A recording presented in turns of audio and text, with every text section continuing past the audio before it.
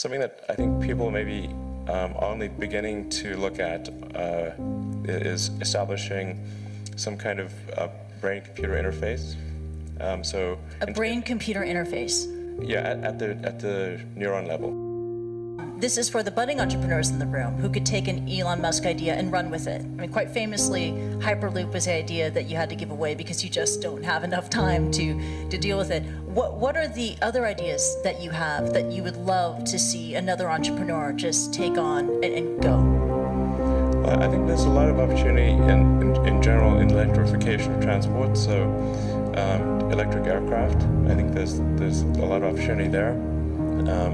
I think in genetics, although that's sort of a thorny area, but I think that's in terms of solving some of the more intransigent diseases. Genetics are really key to solving those. Something that I think people maybe are only beginning to look at is establishing some kind of brain-computer interface. A brain-computer interface? Yeah, at the neuron level. So this is sort of intelligence augmentation as opposed to artificial intelligence. Right. And I think that has a lot of potential. You mentioned this to me yesterday. I really had kind of no idea what you were talking about, and then I looked up Ian Banks, neural lace. Neural lace. That's right. Exactly. And so it's this concept of wiring the brain. So it's either there could be a brain internet. And it could also mean that we can upload our thoughts to the cloud. You would never forget anything. And you wouldn't need to take photographs. Yeah.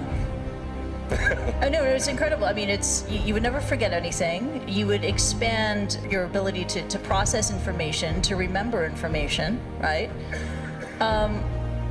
But then when the denial of service attack happens...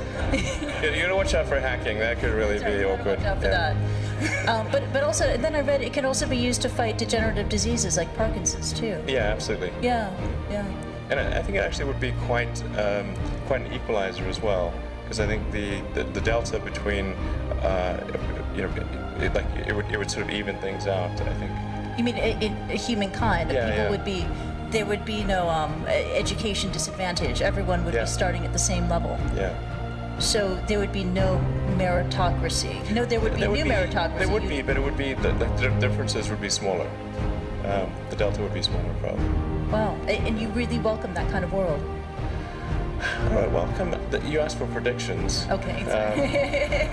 Predictions are not the same as preferences. So, I mean, do I think something like that is likely to occur? I think probably. Wow. Yeah. Wow, it's incredible. But I do think that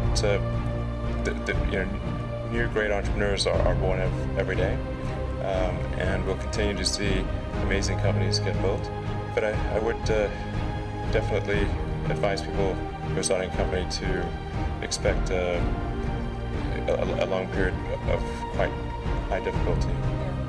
There's a friend of mine who's got a great saying about creating a company, which is trying to build a company and have it succeed is like eating glass and staring into the abyss.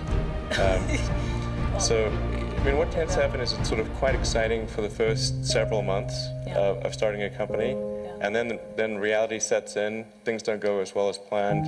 Customers aren't signing up. The technology or the product isn't working as well as you thought.